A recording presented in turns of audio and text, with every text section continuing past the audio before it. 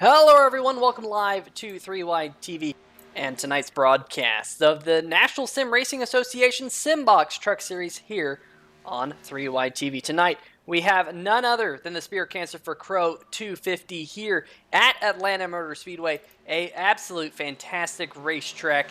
And I am Peter Short, and joining me in the booth here tonight is Drew Eisenman. And Drew, we got cars out there on the racetrack here. We've seen a lot of them slip sliding around here tonight, and I'll tell you what, this is going to be an awesome race.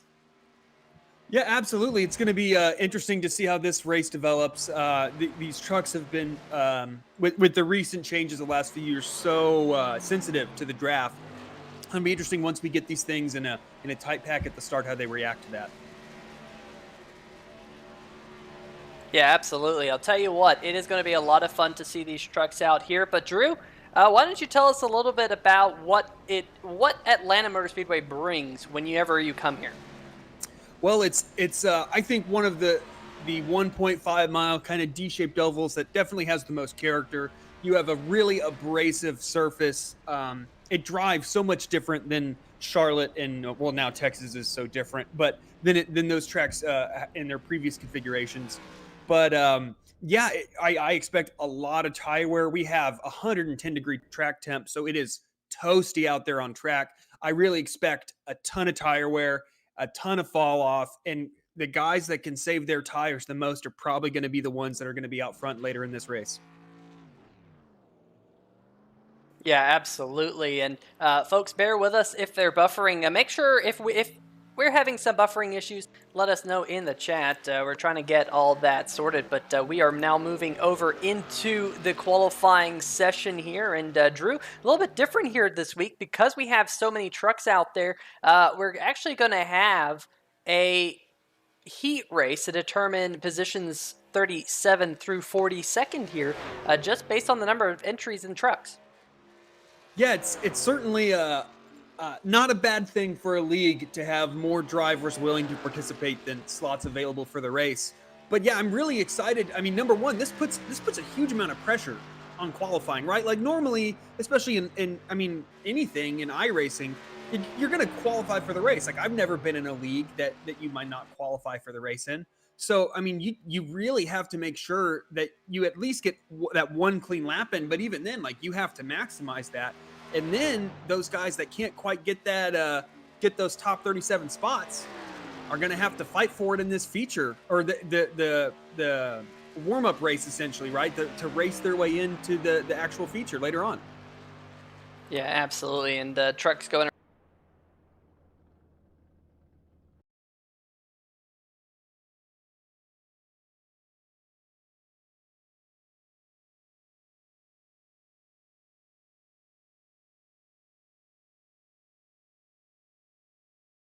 All right, guys, welcome back to the Atlanta Motor Speedway. Hopefully, things can get sorted out with the stream. We'll figure it out. Please keep us updated here on 3Wide TV in the chat. If this isn't going to work out, then perhaps we can do a more of a full restart of sorts. So let us know right now, hopefully before the start of this race, because we do have the heat race. Surely don't want to miss that heat race here in just a moment. But Drew, it's always great to be here. And of course, one thing that we have here tonight is NSRA Cares. NSRA launched the NSRA Cares website this week, so you can donate to the Ronald McDonald House Charities for Cancer. So definitely a great thing. Make sure you click that link. There's a link in the description. Unfortunately, sounds like we are still getting some buffering issues. So we're going to see if we can work on that a little bit more. And we'll see if we can get this all sorted out for you before we go green here in just a minute.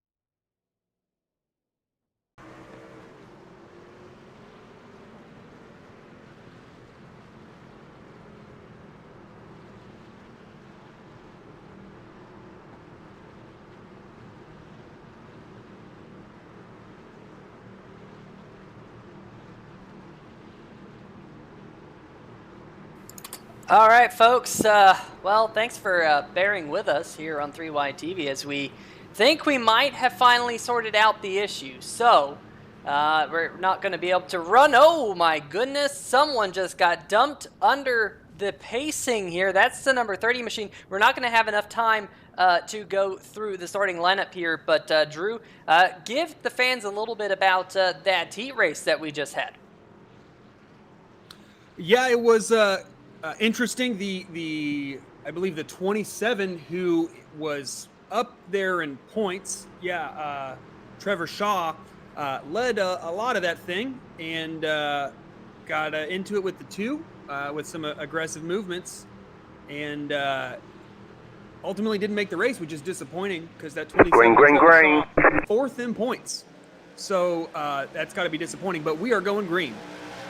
We are, and JT Poole, that man right there, is going to lead us to the green flag. He is your Sim Racing Shirts Pole Award winner. That number 26 machine, got to give them a shout out whenever we can here on 3Y TV as we are finally green here. It's taken a restart of the computer and everything like that.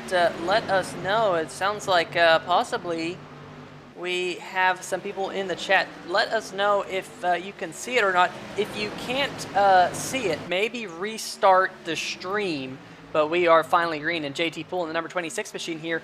Drew leading the way over James Lorello. Absolutely. Let me pull them up. I was looking there at the back. Yeah, this is kind of what we saw in that heat race where a little bit of drama at the start, kind of spread out single file, and then as the tires started to wear, we kind of saw the field bunch back up a little bit. I do think this draft is going to keep guys from running away. I think you get enough of a pull from that lead truck in front of you, where I think it's going to pull you back on the straightaways, but then you're going to get that dirty air through the corners, and I think that's what we're seeing right now with that number 9 truck of James Lorello. But we saw him. He was really, really quick at Daytona, just had some bad luck in the heat races. So it's not too surprising that he's getting up here and mixing it up with our current points leader in JT Poole.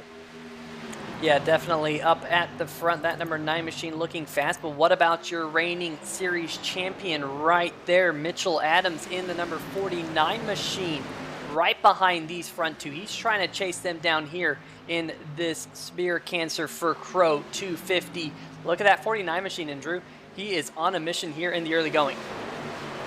Yeah, absolutely. I mean, we know what he's capable of. We saw it last year with Mitchell Adams, so it's not surprising. We'll see how he can work his way up here as we have a side-by-side battle for the lead. James Lorello trying to take that top spot from JT Poole side by side through 3 and 4. I really expect that momentum, as we're seeing, to kind of carry him through the front stretch. JT will definitely be able to hold him off, but we'll see with 1 and 2. Typically, I think the high line's a little bit better in 3 and 4, and I think you struggle a little bit on that high line through 1 and 2, especially if you can make that bottom work for you with that 9 truck.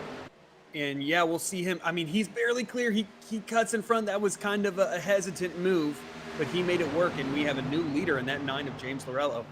Yeah, James Lorello in that number 9 machine up to the front now, and we see him here on 3Y TV more than once a week as he races on Tuesday nights as well. So great to see him up at the front in that number 9 machine. But here comes Mitchell Adams in the number 49 machine. The field now catching up to the back of one of the slower race trucks. Is that the number 47 machine? It is. That is Chris Darling. Already a lot of damage on Darling's truck. The field scattering around him. So Darling going to have to stay up there, and unfortunately here in the early running, Drew, we've had a couple of cars have some damage. The number 4 machine of Andrew Himmelman, not 100% sure what happened to him, but he is now sitting on pit road with his damaged race truck. You see him right there trying to get as much damage repaired as possible, but he's already 6 laps down here at Atlanta Motor Speedway.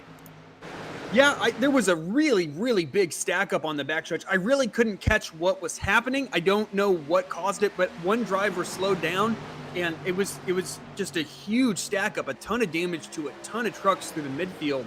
And I know Chris Darling was involved. I know that 4 truck of Andrew Himmelman was involved. I mean, we have the 39 Stan Houseman, the 43's a lap down, a bunch of guys early with substantial damage, and that is going to make for a long race.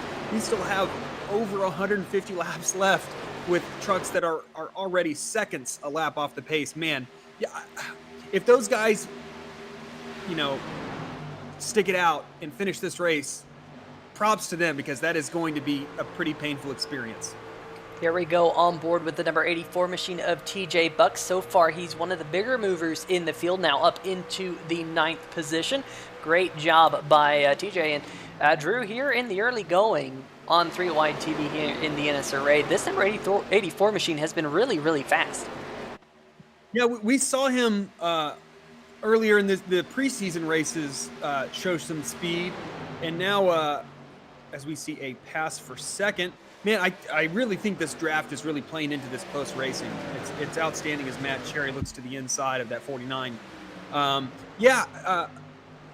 We've seen both the 49, who Mitchell Adams, our series champion from last year, and that 84 truck. We saw them display quite a bit of speed through the preseason, so it's not surprising to see them both either making their way up towards the front or remaining there. And we're starting to see a gap develop here, Drew, back around the 11th position.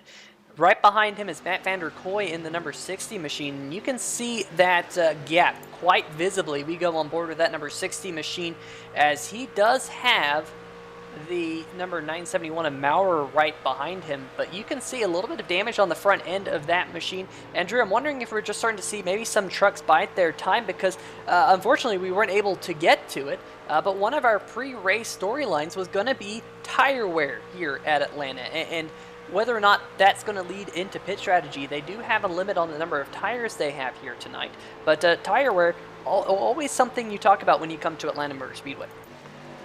Yeah, absolutely.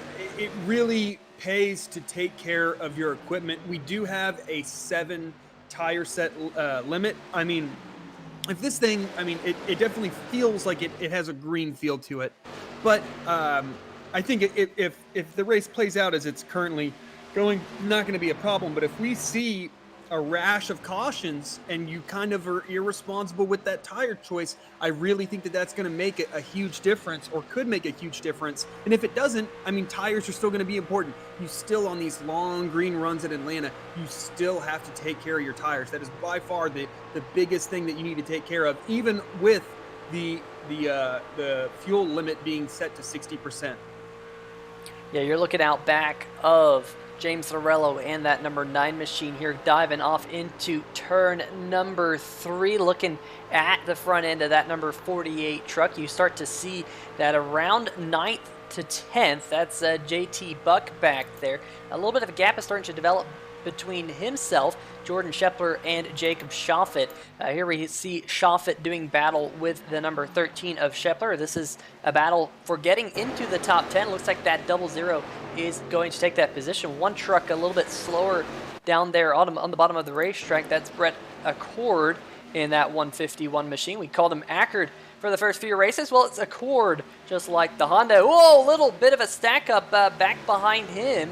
Couldn't quite see who that was, but there was definitely a stack up back there. I think that was around Paul Bilson. We'll see if we can go back and see exactly what happened here between these cars. Let's see if we can go on board here with it. Oh man, one car caught the wall. That looked like it was possibly the 73 of Clavey, just caught the wall in front of the 51 of Bilson, and just like that, we almost had the first caution of the night, and that group of trucks still struggling out there right now, all together on the racetrack. Yeah, that 73, and he's really high again, up, that's in the marbles right there. One of the newer features of iRacing. Yeah, you get up in that stuff, it's going to be hard to keep that truck under you. And so we've seen him have quite a few moments here in the last lap and a half or so. We'll see if 1 and 2 are more eventful or less eventful than what we've seen from him. Especially, they're not too stacked up early in the race, but you can always see when if you're right behind a truck, you can't really see if there's something going on in front of you, because you have that rear spoiler right there. So it can kind of stack these situations up, which probably definitely contributed to that unfortunate incident before the green flag. But sometimes you just don't know that something's happening until you're involved in it. Yeah, the truck that we saw that was involved there just after we came back from our troubles, that thank goodness we were able to finally get sorted out here on 3 Wide TV, was that man right there, Joshua Sobel. We got Rich Sobel rooting on Josh in the chat, and Josh is trying to work his way forward through the pack. He has got himself up into the 15th position, and with all that damage on that truck, that's pretty impressive here in the early going, Drew. Absolutely. We have the 971 truck who crossed the start-finish line, I believe in 12th the last time by, coming down pit road. Lap 17 pretty early, even with the reduced fuel load. Quite a bit of damage to the rear of that 971 truck. So that's got to be frustrating for him. I don't know what kind of situation he's facing, but obviously you don't want to pit out of sequence. Up front, though, we still have a really close battle as that 48 truck does not look satisfied with second place. Yeah, back up at the front, it is the number 48 machine of Cherry. Bill Edwards has taken the number 50 up there inside the top three as he looks to the inside of Cherry, but they're all closing in on your race leader of James Lorello, who's currently up there leading the way here in the early going here at Atlanta Motor Speedway. Looks like that number 48 machine might just dive down to the inside of the racetrack. Side by side now for the race lead. The 48 on the inside, the number 9 on the outside. They're going to be side by side here coming out of the corner. This is a battle for the race lead. And that number 9 machine, he has led a good portion of this race, but he will lead for no longer here, Drew, as the 48 going to go to the front. And yeah, we see how close quarters this can get with the 5 and the 9 truck, right? Like, you really don't want to cede any more ground than you have to, but it can result in some really, really close calls. That 9 right on the 48's bumper going into the corner. You see he kind of tucks that right front out, trying to get a little bit of clean air to that right front fender, give him a little more downforce. Not a huge issue with Atlanta in the trucks, but you definitely don't want to be struggling for grip. Like what we see too dramatic. Oh, a little bit of a bump from the 5 right there. Yeah, absolutely a bump from those trucks. And number 5 of Adams there right in behind the number 9 machine of Lorello, still right in front of Edwards. And Mitchell Adams, your reigning series champion, will go on board with him here, going to the inside of the number 50 machine here, going through turn number 1 and 2. Looks like he's going to make that pass work and clears Edwards, and he now can set his sights on the number 5 of Ben Adams. So we got a couple of the Adamses running together. Meanwhile, here comes the number 9 back underneath the 48, side by side once again for the race lead here on lap number 22. Yeah, it definitely seems like it is hard to maintain the lead. We have yet to see a driver really establish themselves up at the front. We've had, I mean, I guess roughly the top 4, I think we've seen out front at one point or another. But it just doesn't seem like these trucks with you know the lower horsepower of the national touring vehicles on the oval side, it doesn't seem like, because of that reduced power, that you're able to break away from the guys behind you. When they get that air, they're able to close in just enough to where even if you think you're a little bit quicker, you're just not going to be able to get away. Yeah, absolutely. And that number 48 machine doing a good job. Here comes the number 5 machine of Ben Adams. Mitch Adams trying to follow suit with the number 49 machine. The number 50 now, Bill Edwards starting to drop back just a little bit. And here comes the number 15 machine of Robert Dudley. He is now trying to move towards the top 5. Meanwhile, a couple of the Simbox machines doing battle back there. That's Doug Neal, your pulse hitter from last week in the Simbox 250. The yellow flag Daytona, is out. And we have a caution here at Atlanta, the first caution of the night. We'll have to see if we can figure out exactly what happened here on 3 Wide TV. Yeah, I believe it's the 40 truck. Let's see At a if we turn can 2. dial that number 40 truck up.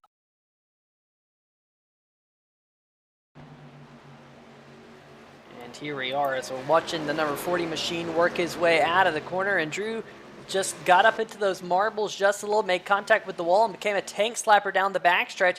One truck got into the back of him. Was that the number? Who was that just got into the back of him? We'll see if we can get another look of this one, possibly from a little bit different angle, but definitely contact on the backstretch. See if we can see from this angle. That's a really long camera angle. Bam! Heavy contact with the inside wall there, Drew. Yeah, the 40 looks like he just ran at a racetrack, got a little tight exiting turn 2, and then was trying to just save it down the backstretch, and just kind of slowed up, I think, a little bit more than that 60 truck was anticipating. And then unfortunately, Matt Vanderkooi just got into the back of him in a huge impact. We see him sliding towards that inside wall. Man, when all 4 tires get off the ground like that, that is a huge impact, right? That I think that 40 truck's going to have quite a bit of damage to fix before we see him back out on the racetrack. Yeah, we're going to see if we can get another look at this one. On board with the number 60 of Vanderkooi. There's that nudge. Ouch. Into the inside wall, and that will bring out the first caution of the day here at the Atlanta Motor Speedway. And Drew, we got a bunch of trucks down there on pit road right now. Paul Bilson in the number 51 machine looks like he's elected to stay out. Meanwhile, most of the field has come down pit road. In fact, Bilson, I take that back. Looks like he came down pit road. Might have missed his pit stall, though. Not getting a pit road time for that number 51 machine. Now looks like he's going to head down pit road. So he will relinquish the lead to that number 48 machine. And folks, we're just going to step away for just a brief moment here on 3 Wide TV. They're going to try and dial up a few of the things that we couldn't quite get going in the scramble to get you to the green flag. So we'll be right back here on 3 Wide TV.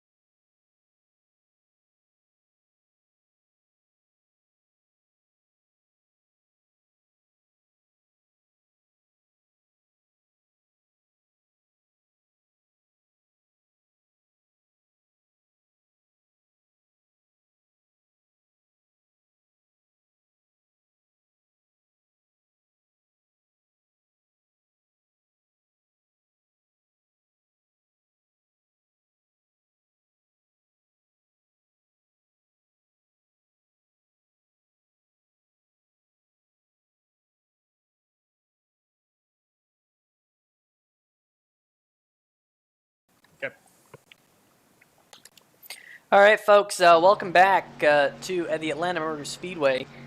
One thing that happened here under this caution was this right here. The number 49 machine of Mitchell Adams and the number 9 of James Lorello, they made contact.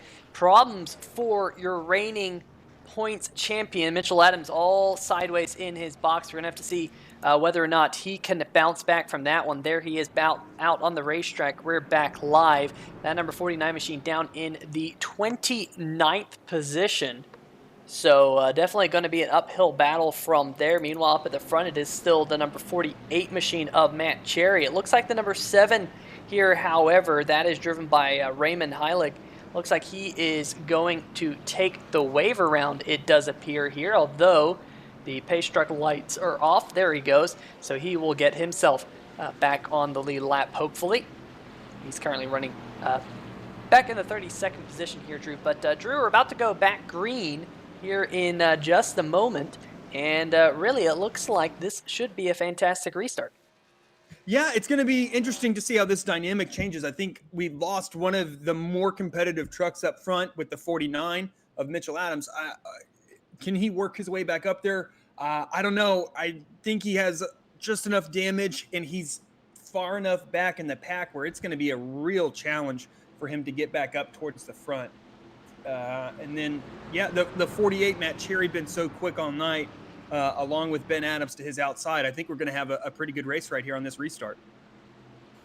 Absolutely. The pace truck going to head down pit road. The race will be in the flagman's hand, and there you see it right there. And folks, one of the things that we were able to get for you, a little bit better camera angles here for the rest of the race. The green flag going to be thrown in the air. We're back to green flag. Matt Cherry leads us to the green.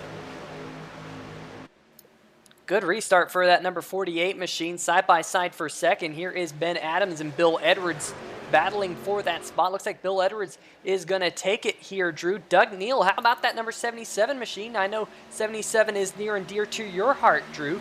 He's battling for the 4th position down the backstretch with the 14 of Jeff Price, and we saw Price was so fast last week in the Simbox 250. In fact, the 14 and the 77, that was your front row from last week in the Simbox 250.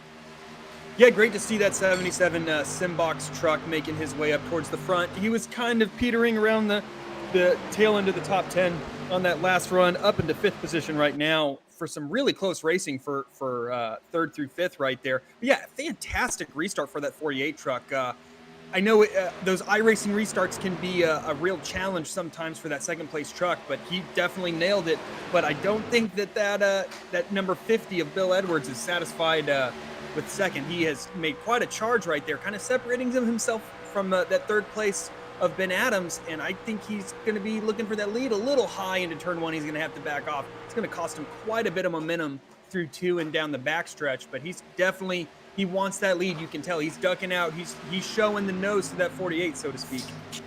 Yeah, that number 48 machine, though, is fast. He's got the clean air on the nose of that machine. And Drew, you know, these trucks, they're really boxy. They punch a big hole in the air. We talked about it last week at Daytona in the Simbox 250. But here tonight in the race here at Atlanta, these trucks are going to have to fight something called aero wash. We haven't really talked about it because, of course, the only other race was Daytona, where you want to be in the draft. But here tonight, the cars following that number 48 truck will have the issue where they don't have as much downforce as the 48 truck, because that 48 is leaving a gigantic wake behind it, and there'll be less air to put pressure on the nose of the other trucks. So it can be a little bit difficult if you're running second, if you're tucked up super close to that number 48 machine to actually get a run. And I know if you are Matt Cherry right now, you want to be up front, and that's where he is, trying to conserve his stuff here, as we'll see another green flag run. Hopefully we can stay clean and green and see some green flag pit stops. We saw a few green flag pit stops last week at Daytona, but that number 48 machine looking nice and clean up at the front. Yeah, I think this is the biggest lead we've seen all night from the leader right now, Matt Cherry. Yeah, I think if anyone has ever driven the IndyCar on a smaller oval and ever tried to enter the corner right on the gearbox of the car in front of them, they've experienced that aero wash. I don't think it's nearly that dramatic in these trucks, but it certainly will affect the handling in the corners when you're immediately behind the truck in front. But I think that's almost counterbalanced by the run you get on the straightaways, just because these trucks don't have a ton of power. But it really looks like that 48 of Matt Cherry really is pulling away at this point, as we are now looking back through the field. Pete? Yeah, absolutely. This is back around the number 24 machine of Mashburn. He's starting to work his way up towards the front. But look at that number 48 machine. He's got that groove. Meanwhile, side-by-side battle back brewing for around the 5th position here. This is Doug Neal running in 4th. Got the number 14 of Price. This was your front row back from Daytona. So some good battles here inside the top 10, Drew. Absolutely. Yeah, I think that 5 truck, I think he was probably, if not, he was in that group of 3 that we really saw excel earlier. And I wonder if that 50, who was kind of at the tail end of those guys, I wonder if he's holding up that 5 truck just a little bit. And that's what's allowing that 48 to just kind of essentially maintain that gap now, where, I mean, that's like 5-10 car lengths. Like that's the most substantial lead we've seen all night. And that 5 truck looking to the inside of him going into turn 1 and 2. And yeah, I think he'll be able to, he's carrying a ton of apex speed right there. Yeah, he is clear. Will he take that clear? Yes, no, leaves a little bit of room off the corner, but he is firmly up into 2nd place now. And you can bet that Ben Adams is going to try to chase down that 48 truck in front. Yeah, absolutely. And look at Edwards up there in that number 50 machine. He's now getting freight train just a little bit as the number 13 drops to his inside. They're side by side across the line. So that number 50, Drew, of Edwards, we've seen him lose a couple of positions here in the last few laps, stuck up there on the high side, continuing to bleed positions. Yeah, he's definitely struggling to just get back to the bottom, almost like old Bristol for that 50 truck of Bill Edwards. Yeah, it seems like these trucks, not a lot of different types of lines that you can run, and once you get that momentum, it's really hard to try to get back in that groove, find what you were doing that made you so successful early on, or he might have just used up his stuff a little early trying to keep up with that 48 of Matt Cherry, because as we've seen up front, I don't think that 5 has made a huge dent in that lead. As I say that, he's closing in a little bit through 1 and 2. But yeah, and we are side by side. Bill Edwards trying to take that spot back from the 13, trying to recover a little bit. Maybe looks on the inside of that 15 in front of him as well. Yeah, he will. So just like that, Bill Edwards got down to the bottom, and that seems to be his happy spot as he's now starting to work his way forward. Look at the 00 of Shoffett right back behind him, trying to make some of those position work. The number 15 there, Robert Dudley, to the outside. Now Edwards going to get himself back into the top 5, so great racing back here in the pack. Time for me to kind of look over the... Well, I was going to say, let me look over the chat, but I can't look at the chat because Travis White and the 23, the 00 there of Shoffett, almost had a moment there coming out of turn number 2, got a little bit sideways here, Drew, and they almost had the second caution of the night. Yeah, that certainly was some drama. This side-by-side racing, it's really fun to watch, but it's really costing these guys quite a bit of time to the leaders up front, who are now side-by-side with Ben Adams looking to take that top spot back from that 48 of Matt Cherry. Ben's been quick all night as we've seen that kind of rotation of the lead. I think we're starting to see it again as we get these guys who've been up here a little bit more, as we see them start to cycle through with that number 77 Simbox truck of Doug Neal also making his presence known, running in third. Yeah, and that number 5 machine of Ben Adams does have a fan in the chat, Dana Himmelman, rooting on that number 5 machine, of course, and it wasn't the night to be for Andrew Himmelman. He's many, many laps down. I think he was able to get out, turn a couple more laps, but that was his night all over. Such a shame for that number 4 machine. Hasn't gone his way here over the first few races, but Tana definitely rooting on that number 5 machine as they're still side by side for the race lead coming out of turn number 4. And this is great here, Drew. We're just past the 1/4 distance. We're starting to see some new names up at the front. I mean, here comes the number 77 of Neal as well, your Simbox 250 pole sitter last week. And they're still side by side up at the front. This is great stuff out of these two drivers, just keeping it clean. And Drew, that's one thing we didn't see a lot of last week at Daytona. We saw a lot of cautions, but so far here tonight in the first quarter of the race, only 1 caution. Of course, knock on wood, commentators curse, and all that type of thing. But these two definitely showing us how it's done. Absolutely, some good, clean racing. You know, they're definitely not trying to force the issue or put the other driver in a compromising position, which is definitely what you want to see. One thing I want to highlight that it's kind of a disappointment, down in 12th place, our pole sitter, JT Poole, he's just kind of slowly made his way back in that 26 truck, falling out of the top 10, and I mean, doesn't seem to really be improving. He's got to be disappointed. You know, whenever you win that pole, it gives you such a confidence boost going into the race, and to just kind of, I mean, within the first third of the race to fall out of the top 10, that's got to be disappointing for him. Yeah, absolutely. We'll see if he can claw his way back up at the front. But meanwhile, still side by side. They've been side by side now for probably about 6 or so laps. That number 5 machine trying to do all he can to get around that number 48 machine here. High atop the blimp cam, he pushed up the racetrack just a little bit. That's going to allow that number 48 to just scoot away a little bit. Now, Ben Adams is got himself under fire from the number 77 of Doug Neal. They're going to be now side by side for second. Great run here by Doug Neal. He qualified in the 9th position here tonight, now running in 3rd. Can he get another spot gained here? Looking good for him here coming out of turn number 2. Looks like he's going to clear him off into turn number 3. Yes, he will. So Doug Neal now up into 2nd. Simbox on the hood. Got to give a huge shout out to Simbox, the sponsor for the Simbox Truck Series here in the National Sim Racing Association. If you're watching and you're a sim racer yourself and you need a button box, even if you don't need a button box, because Drew, as a race car driver here in iRacing, you always need more buttons. You need more buttons to, change your brake bias, or, put your fuel to max or put your fuel to min. You can never have enough buttons here, especially if you run a VR setup. You need buttons. You need something to press, and you need that. It's almost like Braille when you're running in VR because you can't see anything. You need button boxes, and Simbox have a good quality product for a good price. And folks, you look out there for button boxes on the market. Button boxes can be very expensive, but Simbox gives you a very cost-effective solution. Meanwhile, looks like Vander Koy, unfortunately, in that number 60 machine, was involved in that accident that brought out the yellow. He's going to fall 1 lap down, in fact 2 laps down, excuse me, in that number 60 machine, which is such a shame for that Milwaukee Brewers Ford running up there on the high side. But Drew, you mentioned it earlier, it's a long race. And if you're out there with all this damage here in the early going, it's going to feel even longer. Yeah, absolutely.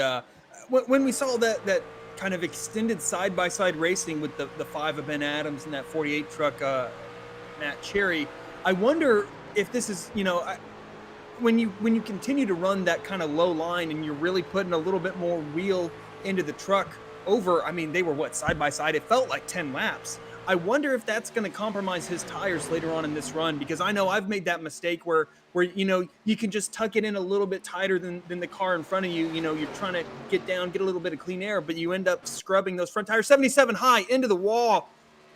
And Drew, I think there was contact actually between the 77 and the number 5 machine. We'll see this here going off into the corner. Possibly we could see, yeah, I think there was just a nudge. Couldn't quite get a good look at it there. We'll see if we can get another one from high atop, maybe the blimp cam. Here we go, going into the corner. Watch the number 77 and the number 5. They get very close with one another, right about there. I think the 77's coming down, the 5's coming up the racetrack just a little bit. And unfortunately for the number 77 machine, he washed up the racetrack. Tough break for him. Meanwhile, we are back live and side-by-side battle now for second, because here comes the number 50 machine of Bill Edwards in that race truck. Unfortunately for the 77 of Neil, he's now pushed all the way back to around the 8th position or so. He's doing battle with the number 23 of Travis White. White's going to take that 7th spot from him, but back up at the front, that battle for second between the 50 and the 5. It looks like Edwards going to clear him coming out of turn number 2. Yeah, it's got to be disappointing for that 77 truck. Really displayed some flashes of speed towards the towards lap 50 just a few laps ago. Did a pretty good job, keeping that. They could have gone a lot worse for him, let's say. It sucks to be put in that compromising position by the 5 of Ben Adams, but I think he did a pretty good job keeping the truck under him. But he does have a decent amount of right front damage. Hopefully he can get that fixed under pit stops and make his way back up. But I think, he didn't lose as much as I was expecting him to, as that 50 truck is right on the back bumper of that 48, letting him know that, hey, I fell back earlier, but I'm not afraid of you. Yeah, these front 4 have broken away from the number 13 of Jordan Scheffler. Scheffler in that number 13 machine are not quite running the pace of your leaders over the last 10 laps, but side by side for second. It was close there on entry into turn number 1. It was almost contact between Edwards and Cherry. They're going off into the corner. Good job of those two trucks to kind of stay apart from one another. Edwards going to get his nose out front here just briefly, but now the 48 machine once again trying to take that lead back. He wants to be out front here as we close in on the halfway mark. It's about 25 laps, and here comes the 48 machine coming down pit road. So, Drew, I'm curious to know if this is a scheduled pit stop or not, but the 48 machine said, I've had enough of these Goodyear tires. I'm going to come down and get some fresh ones.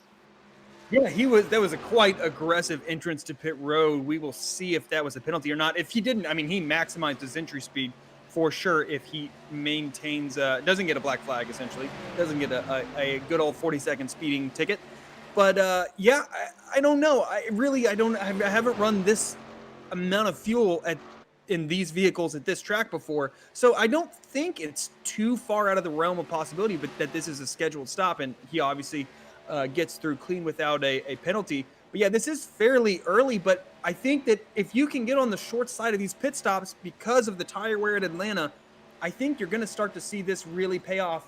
Let's see what kind of laps that they were running. Yeah, they were over a second and a half off pace from earlier in the run. So I think Matt Cherry might have put himself in a really good position to do what we've been talking about that the leaders struggled to do all race, which is kind of get that breakaway, right? Break that draft just enough with the guys behind you to where you're going to be able to maintain that lead coming out of these pit stops. As the cycle is in full effect now, as I think that's the 50 truck coming down pit road. Yeah, the number 50 down pit road, the 77 down pit road, the 15. I mean, you can see it right there in that camera. A bunch of cars out there on the racetrack right now, still staying out. That's one of them right there. That is your race leader. That's Jeff Price. Doug Milliner in the number 6 machine. He's got a little bit of damage. That was your Simbox 250 winner last week in that race car, as he now going to dive down pit road. Jeff Price also coming down to his pit box. So that's pretty much going to cycle things through. Everyone else coming down pit road. Drivers on pit road right now: Jeff Price, Doug Milliner, Jeffrey Johnson Jr., Ben Mashburn, and Gerald Baker. That's going to cycle things through to this man right here, Matt Cherry, currently shown 6th up there on the leaderboard. Top 5 all on pit road. So once he flashes by, he will get the race lead. But Drew, you mentioned that the undercut is something with the fact that they're 1.5 seconds slower on those old tires. Well, look at the number 48 machine. He's well out front.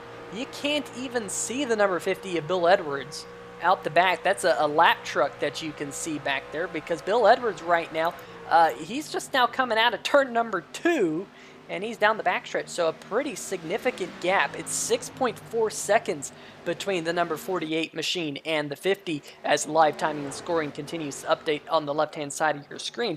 So definitely Cherry by pitting a couple laps earlier, and he did. He pitted 3 laps earlier. Let's see if we can bring up that ticker at the top of your screen. You can see up there, it was 2 laps earlier for Matt Cherry. But you said this, Drew, that the number 48 maximized getting onto pit road, and that is part of that story, that 6.7 second gap that he has. Yeah, I mean, I think he did a really good job of not coming in too early, because I think we've seen that before in various races where if you come down too early, yeah, you get that advantage, but then when the other trucks come down pit road later on, then they kind of gain that advantage back because now they have the much fresher tires than you. Versus 2 laps difference, I don't think that's going to make a huge amount of difference, especially if that 50 and the 5 of Ben Adams start racing side by side as they're in really close proximity to each other. Meanwhile, that 48, I mean, relatively clean air, but also has some draft for some lap trucks. He's put himself in a fantastic position, as I don't think that 50 truck has really been able, in fact, 3/10 quicker Matt Cherry was that last time by over Bill Edwards in second place. So I think, yeah, that 2 laps, that's kind of on that sweet spot where you're not really compromising your tires, but you're just going to maximize that advantage that you're going to have over those guys that just stay out a lap or 2 more. Yeah, absolutely. Well, now would be a good time to discuss NSRAcares.com. So this was something we were going to hit at the top of the show here tonight, Drew, but unfortunately with all the technical difficulties we weren't able to get to. But NSRA, the National Sim Racing Association, this week launched NSRAcares.com. And folks, if you're watching right now, there's a link in the description for tonight's race. There's also links to other series sponsors that you see at the top left-hand corner of your screen, but there's a link in your description. I ask you very kindly to click that link, because that link goes to a website where you can donate money to the Ronald McDonald House for cancer charities. And I'll tell you what, with tonight being the Spear Cancer for Crowe 250, it's all about the awareness and trying to get people to donate. Now, the league itself has a goal of $1,000, and we're hoping to get that. So if you want to help out, click the link in the description here tonight, and right there, nsracares.com. So thank you very much. If you do decide to donate, that would be absolutely awesome. We do have Rich Sobel in the chat, and Rich is watching the number 30 of Joshua Sobel. Now, we did see Sobel involved in that accident early on, and Rich is a little bit concerned because he's 5 laps away from getting lapped, and if we look at his gearbox camera, you can see your race leader of Cherry in the number 48 machine. He's the last truck in this train of cars, but Joshua Sobel right now riding in the 21st position, trying to catch up to the 00 of Shoffett. And the 00 of Shoffett, who is just a couple seconds in front of Sobel, Drew, he must have had a pretty disastrous pit stop because he was inside the top 10. Now he's all the way back in 20th. Yeah, I mean, I've definitely experienced that level of frustration when you're running well and you just butcher the pit stops. I'm not sure what happened to that 00, but definitely frustrating. Well, he just had a big moment there coming out of turn number Absolutely. 2. We'll see if we can go back and get another look at this one, because I'll tell you what, this was pretty hairy. We'll see it from the helicopter cam. Just made contact with the outside wall, and Drew, that's really easy to do coming out of turn number 2. Went down across the racetrack, and luckily he was able to save that race truck, because or else it would have been it could have ended up with that truck in the inside wall in the second caution of the night. Yeah, I mean, a good save, but definitely cost him a chunk of time. That is not going to help him in his attempts to recover from that unfortunate pit sequence for him. But up front, we've seen this lead cut down by about half a second from that 50 of Bill Edwards on Matt Cherry. I think they're closing in a little bit. I mean, Matt Cherry's in some pretty heavy lap traffic right now. And, another 3/10 that last time by for Bill Edwards. So that 50 and that 5, I think maybe working together, maybe decided, hey, let's go up and fight for the win, not fight for second. So maybe they're working together a little bit. Maybe they're seeing the bigger picture in the race. Maybe it's just the lap traffic. Maybe it's the 2-lap pressure tires. But that 50 and that 5 are definitely closing in on Matt Cherry. Yeah, you can see this train of trucks that Cherry has caught. And I'll tell you what, there are quite a few trucks. There's Sobel running in front of this group. But I'll tell you what, Drew, that number 48 continuing to do a good job. And let's see, now that things have kind of calmed down here, Drew, why don't you take us through the front 10 trucks, and then I'll take us through the next 10 trucks as we kind of sort out how this field is shaking out. Absolutely. Your leader for quite a while now, Matt Cherry in that 48 truck, with Bill Edwards following in second, Ben Adams in third, Jeff Price in fourth, JT Poole, our pole sitter, recovered nicely, fell out of the top 10 earlier, back up to, well, now 6th position as he was passed by the 13 of Jordan Shepler, who is now 5th, Travis White in 7th, Robert Dudley in 8th, TJ Buck in 9th, and James Lorello up front early, kind of faded back on that after that pit incident, but he's still in the top 10 at 10th.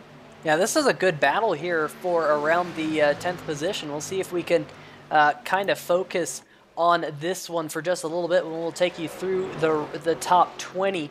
But that number 9 of Lorello and your reigning series champion, the number 49 machine of Mitchell Adams. And we saw that contact on that number 49 machine under the first caution when he came down pit road, and also the number 9 of Lorello. In fact, it was these two right here, Drew, that had that coming together on pit road, and a pretty good recovery for both of them here. They are quite a ways back from your race leader right now. You can see on the left-hand side of your screen this battle happening about 14 seconds behind the lead group. And what about the number 51 of Bilson in that truck right there? He's starting to work his way forward. So good job by that number 51 machine. It looks like he's going to look to the inside of the 49 of Adams. He's just mowing his way through this group. In fact, Bilson, he pitted 15 laps ago. Compare that to Matt Cherry, who pitted 17 laps ago. So a little bit fresher tires on that 51 of Bilson. And we saw Bilson fast in the Lynchburg duels a couple weeks ago. We also saw him fast in the Simbox 250. So here he is inside the top 10, trying to get 9th from the number 9 machine of Lorello. Looks like he's going to dive to the inside. Not quite sure if Lorello is going to put up a fight here at all, as a little bit of cloud cover has descended over the racetrack. I'm sure the drivers will be glad to see that cool down effect that the clouds will have. I'll give them just a little bit more grip, but move Bilson up into 9th. Unfortunately for him, it's about a 2-second climb up to the number 23 machine of White. We'll keep an eye on that battle, but as this has calmed down, let's continue going through the field as things have now sorted out. That man right there, the number 11 of, number 49 of Mitchell Adams, is number 11 on the scoring pylon. TJ Buck in the number 84 machine right behind him. He's trying to close in on that battle for a top 10. Justin White in the number 2 machine. There he is all by his lonesome in that racetrack. Haven't really talked about him so far, but he's kept all the fenders on that Chevrolet Silverado, so great job by Justin. Then it's a gap back to the number 28 machine here. Jamar Dumas in that Texaco Haviland number 28 truck. He's trying to work his way forward. Jeffrey Johnson Jr. in the number 33 is running in 15th. There you see him. And right behind him is your Simbox 250 winner, Doug Milliner, right there. Right behind him is the number 43, Mitchell Snare. Ben Mashburn is in 18th, but that is a good battle for all of those positions, because all these cars are battling for basically 15th on back. Michael Mooney and the number 88 machine is going to be the caboose of this little trail. And then running in the 20th position, leading this pack of trucks, is Joshua Sobel. So some good battles back here mid-pack, Drew. We got this battle just around the 10th position that you see right there with Mitchell Adams. But then good battles a little bit further back as well for some positions. Meanwhile, up at the front, you're not missing anything right now. Edwards continuing to close in on your race leader, but it hasn't closed down enough yet. It's still just over 4 seconds, but here comes the 88 machine of Mooney. Mooney getting underneath the 24 of Mashburn, so move Mooney now up into the 18th position, slides up in front of Mashburn there, right through the center of turn number 3 and 4, but Mashburn says not so fast here, Drew, trying to get back underneath him. Absolutely, some great midfield racing right here. I don't know, I kind of had some higher hopes for Ben Mashburn, though he didn't have great qualifying. Top 20 in the race, and top 20 in a field like this, definitely nothing to sneeze at. But I was thinking, I was hoping for a little bit more from Ben, but right, like, he's definitely doing his best. So one thing I want to point out is Paul Bilson's been, it seems like half a second a lap quicker than Matt Cherry. He is 13 seconds back, but that's still a considerable difference. And we have seen the distance from second to third that was up to 7 seconds post pit stop cascade down to 3.8. We'll see what it is this time by. For another 0.3 for Bill Edwards. We're really seeing that 50 and 5 really close in on that 48 truck now. Maybe that 2 laps, maybe that's just enough of a difference. Maybe there's 0.3 of a difference in 2-lap tires, because that's consistently what we've seen that 50 take out of that 48 truck's lead. And I think Bill Edwards is going to be on the bumper of that 48 truck maybe by the time we get to these next pit stops, and then we'll see how this cycle plays out. Yeah, absolutely. You're looking out back of that number 48 machine at the 00, Jacob Schoffet. He's remember, he had that excursion with the outside wall coming out of turn number 2 not too long ago, and he definitely has some right side damage. Now, one driver we didn't mention when we kind of went through the field is this man right here. He's on pit road. That's Doug Neal. And Drew, Doug was one of those trucks who was solidly inside the top 5 not all too long ago, as we have just eclipsed the halfway distance. But Neal definitely finds himself now a couple laps down. We'll have to see how this all plays out as he gets himself back out onto the racetrack in that Simbox number 77. So definitely some right side damage as well on that truck. Maybe that's what's slowing him down. Not 100% sure. Perhaps he might have got a penalty under that first green flag pit stops. But nonetheless, looks like the second round of green flag pit stops here, Drew, might be in order here very, very soon. Yeah, I expect we will see these trucks on pit road very, very shortly. As far as the 77 is concerned, it's got to be frustrating well up inside the top 5 earlier in this race, and Doug Neal just kind of put in a compromising position by Ben Adams. Not a lot he could have done differently. I think he basically drove his way through that situation to the best that could be expected of anybody, and ultimately still, I think that right front damage, I don't know what happened to cause him to make this maybe unscheduled stop. Maybe this is just an early stop for him trying to regain some track position, but it's always got to be frustrating when you know you're competing, you know you're doing well, and another driver puts you in a position to where there's no good decision, nothing good that you can do to pull yourself out of it. You're just kind of along for the ride. As Bill Edwards closing in just 2.3 seconds between first and second now.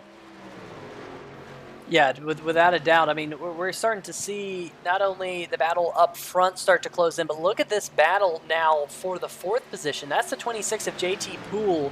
We got the number 13 of Jordan Scheffler running in 2nd. And then Robert Dudley and Jeff Price as they go side by side going off into turn number 3. This is a great battle now for 5th and 6th. Scheffler on the inside, Dudley on the outside. Dudley and Price together. Dudley in that number 15 machine going to take that spot in that Toyota Tundra over Jeff Price in his Chevrolet. So things changing back up at the front as we are closing in. And looks like the number 48 machine here, Drew, we missed it, but the number 48 is on pit road. There he is in his pit box. And looks like he's going to be down and away. So your race leader down pit road. Now the race lead is going to hand over to the number 50 of Edwards. So we have just eclipsed the halfway mark in tonight's Spear Cancer for Crowe 250. And of course, big shout out to Jordan Scheffler, because it is Jordan Scheffler who's racing for Spear Cancer for Crowe in that number 13 machine, putting together a very solid run as you see the number 48 machine peel his way back up onto the racetrack. And just like that, looks like the number 13 going to see if he can do battle with the 26 of Poole for the third position, Well, as I say that, he's going to peel off down pit road with the number 15 machine. So things changing out there on the racetrack. Good job. Looks like he's going to, might have been a little bit fast there getting to those yellow cones. But as of right now, looks like Bill Edwards in the number 50's peeled down. So that will hand the race lead over to the number 5 machine of Ben Adams. There he is whipping around the racetrack still at speed. JT Poole and pretty much a whole bunch of other drivers thinking about coming down pit road. But Adams right now, been solid tonight. Has a little bit of rear end damage on that number 5 truck. Now he's going to pull down pit road. But good job by this number 5 machine with all that rear end damage that you can see right there. Yeah, absolutely. I mean, whenever you see a truck with that much damage staying up front, you got to give credit to the driver. I think overall, though, in that last stint, I mean, net gain of 2 seconds to that 48 truck. I know we were talking about the 50 really closing in on him, but ultimately, at that round of pit stops, he had gained what? I mean, at 1.8 seconds, he was about 2/10 going into that previous round of pit stops. So, I mean, and this time, once again, we see him pit a lap before everybody else, so he's going to stretch that lead a little bit more. So I think that this strategy, it's definitely working out for Matt Cherry, but this time, instead of 2 laps, he's only 1 lap ahead of that 50 truck, but he will be at least two ahead of Ben Adams as he's on pit road now. But I think that that is it showed the value of that strategy.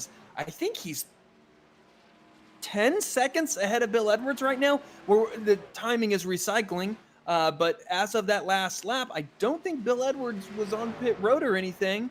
As we're having this refresh, Ben Adams cascading down. 11 seconds from Matt Cherry to Bill Edwards. That is a chunk of time. There's only a lap difference this time, so I mean, Bill was a little conservative coming on pit road compared to Matt. So, I mean, I don't know that it was that much of a difference getting on pit road, but that just shows you that, you know, pushing it in, coming in early, pushing it, coming out of pit road, that can gain you, 8 seconds is essentially the difference in those deltas. Yeah, absolutely. A little bit further back now. This is Dudley and Scheffler once again doing battle. Dudley currently holding the 6th position right behind the number 26 of JT Poole, but Dudley going to get by that number 13 machine as we continue to see trucks come off pit road as they continue to cycle on out here. I think that's just about going to do it. Jeffrey Johnson Jr. in the number 33 truck elected to stay out for a couple of laps, but now he himself has come down pit road, so that will give the race lead back to the 48 of Cherry. And like you said, Drew, you see it on the left-hand side of your screen. Matt Cherry now up to a 10.4 second lead over Bill Edwards, who's that man right there. It's a gap back to the 5 of Ben Adams. There he is going through turn number 3 and 4 right now. Jeff Price is sitting there in 4th, and then he and the 26 of JT Poole are getting a little bit close. And if we can bring up the current last pit up there at the top of your screen, you can kind of see the different strategies these drivers are on. So Ben Adams in the top 5, definitely the freshest tires.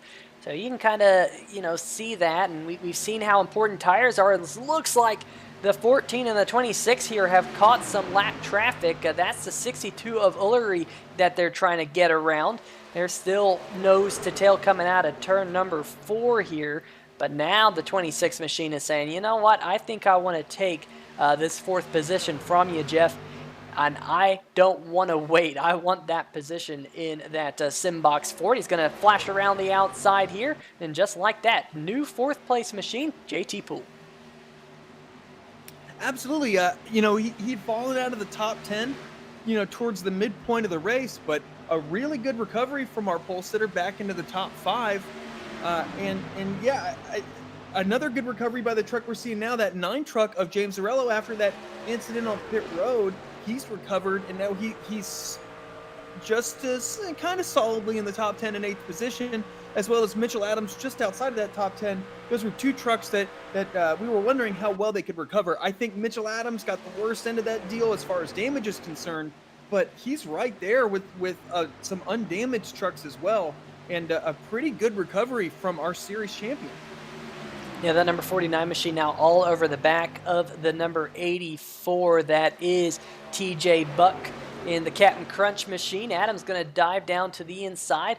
And as you can see up at the front, Mitchell Adams just slightly fresher tires than TJ Buck. Just 1 lap fresher tires on that race car. That's kind of why I left that thing up at the front, because all of a sudden this racetrack, Drew, has a lot of drivers with different strategies. And really one of the things that we wanted to talk about at the beginning of the night was pit strategy.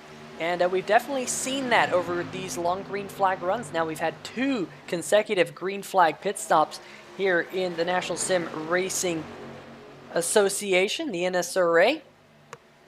And great to have that here in the Simbox Truck Series. A big change from what we saw last week at Daytona, where we had quite a few cautions and a couple of trucks were able to make it unscathed through the entire race. But there was definitely a lot of trucks in big accidents early on in that one. But here tonight, definitely a lot of trucks still running out there on the racetrack. In fact, we have over 30 trucks still left on this track. There is the winner from last week in the Simbox 250. That's Milliner in that number 6 machine.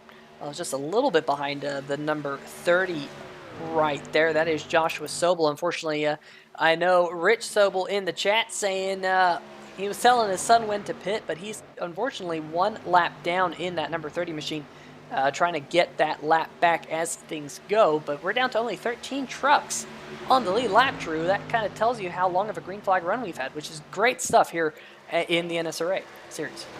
Absolutely. One of my favorite things when you get these long green runs, and something that we unfortunately just don't see enough of in real life due to the nature of stage racing, is you really get these pretty diverse strategies where some guys are going to try to cut a pit stop out, right? If you can try to save a little bit on these runs, some guys are just going to short pit. And what we've seen with Matt Cherry is so far the leads come down a little bit, but it certainly doesn't look like it's going to come down enough for Bill Edwards to be threatening that lead. He has done a masterful job in just controlling the strategy and dictating when others around him are going to pit, right? Because when that 48 pits, you can't stay out 5, 6, 7 laps, or else you're just going to take yourself out of the ability to compete for that win. So he has really not only controlled the race as far as leading is concerned, but also as far as strategy is concerned. Yeah, absolutely. And that number 26 machine of JT Poole is on a charge here. He just got himself up into the third position with a pass on Ben Adams. Meanwhile, behind them, the number 14 and the 15 are doing battle. That's the 15 of Dudley trying to get himself back up into the top 5. The number 14 of Price sat on the outside pole last week at the Simbox 250. And that number 14 machine, they both go way up the racetrack. And Drew, another thing that's great to see here tonight at Atlanta Motor Speedway is we're seeing so many grooves out of this racetrack. We see some drivers pretty much running up there by the wall. And if you are someone who used to race NASCAR Racing 2003 season, I'm sure you know everything about Atlanta BR, and that's the line you used to run at that version of the racetrack. And we're also seeing some drivers right down there on the white line, and that white line worked for the number 15 machine, but here comes Price back. A little bit of contact with the outside wall. The 13 threw up some sparks there on the right side, but it looks like Dudley's going to hold on for now. Yeah, it was a bit of a hairy moment going into turn 3 there as we're still really close exiting 4. That JT Poole has really impressed me with that recovery. Like I said, we've had no cautions since he's been outside of the top 10, and now he is in third, and he is one of the quickest trucks on track right now, especially that's on the lead lap and has a realistic shot to compete for the win. While that might be a little bit of a stretch, I mean, he has been very, very quick and been able to recover with no aid of cautions from 11th position all the way up to 3rd. Yeah, absolutely, and he is not done yet. He's trying to close in on the number 50 of Edwards, although Edwards is 4 seconds up the road in front of him. Edwards still trying to run down Matt Cherry. He'd got it down to about 3.5 seconds before that last cycle of pit stops. It's now back down to about 7 seconds, so Edwards definitely using those slightly fresher tires to his advantage. The one driver that's in the fray here that you don't see is the number 12 machine as they almost make contact. That's Gerald Baker the third. He's running in the 17th spot right there. He's one of those trucks trying to get the lucky dog, finding himself right now 1 lap down, doing a good job racing with these other trucks, Drew. So definitely shows that he has some good pace in that truck. Is a 13 machine. Huge wiggle there down the backstretch. That was a hairy moment for the 13 of Scheffler, but he's able to get it back underneath him and continue going straight. Yeah, it definitely seems like these trucks, once they kind of step out at a turn 2, these guys seem to be struggling keeping that, getting that truck to eventually, correct. I mean, that the one and only caution that we saw was essentially a similar incident. Driver getting tied off a 2, getting into the wall, and then even though they seem like they're okay, the truck just keeps moving under the driver, and it just seems like it's really difficult to control, as we've seen the 13 and the 15 kind of do similar things in the past few laps. I wonder what these drivers are really experiencing that's contributing to that kind of wobble effect down that backstretch. Yeah, I gotta say, these 2 drivers here, though, they ain't wobbling around the racetrack. They're trying to keep things nice and neat because this is a battle that has brewed once again for the 3rd position. The 26 of Poole right in front of the number 5 of Adams. And we saw Poole kind of scoot away just a little bit. But now Adams is starting to come back. Both of these drivers pitted at the same time. It's going to be 19 laps ago that they pitted, this time at the stripe. So we're probably only about maybe 8 or so laps away from these drivers coming back down pit road here, Drew. But we got to think about these drivers possibly back timing for the finish. We've seen about 25, 26 lap runs. Well, you think about it now. We have 53 laps to go this time by for the 48 machine of Matt Cherry when he flashes past the start-finish line next time. So these drivers are starting to get in that window where they know they can make it on just one more stop, as the number 5 machine, going to flash to the inside of the 26. They're side by side going off into turn number 1. Looks like Poole is just going to let the number 5 of Ben Adams on past. So that will give Ben Adams the 3rd position here as this race continues to run under green flag conditions. If you're just now joining us here tonight, well, race details down there in the bottom left-hand corner of your screen. Only 1 caution here. It's been a very quick race. The fastest lap was run by Shoffett. That was quite a long time ago, but look at that average pace, Drew. That's a blistering 178 miles an hour. They don't call this place Hotlanta for no reason. This racetrack is fast. Yeah, it feels like kind of one of those mid-2000s races, right? Maybe one or two cautions, but just how well can you concentrate over the span of a fairly long race at a track that kind of demands your attention. It's one of the more difficult 1.5s to drive in the sense that it's so bumpy, it's so abrasive. You really have to pay attention to your inputs. You know, not like kind of overuse the wheel going into the corner. Really take care of your tires, and we're seeing. Who's able to succeed at that right now. This is actually something I wanted to bring up. I find this to be a really interesting strategy by the 50 truck. I was going to suggest, if I know that the run is 25 laps, I would pit on lap 110. Get that short stop, try to take advantage of those fresh tires as much as possible, and split this last 50 laps in half. And I think that's what we're seeing that 50 truck do, and it's going to be really interesting to see how that pays off for Bill Edwards. Yeah, that number 50 truck, we saw him right there. He's getting that truck wound back up. Going to see if he can get back up to speed and see how this all falls out. There's a number 48 machine to Matt Cherry. He's now coming down pit road, getting down to pit road speed. A little bit of a slide there, little bit of a lockup as well. Hopefully he didn't speed in that race car.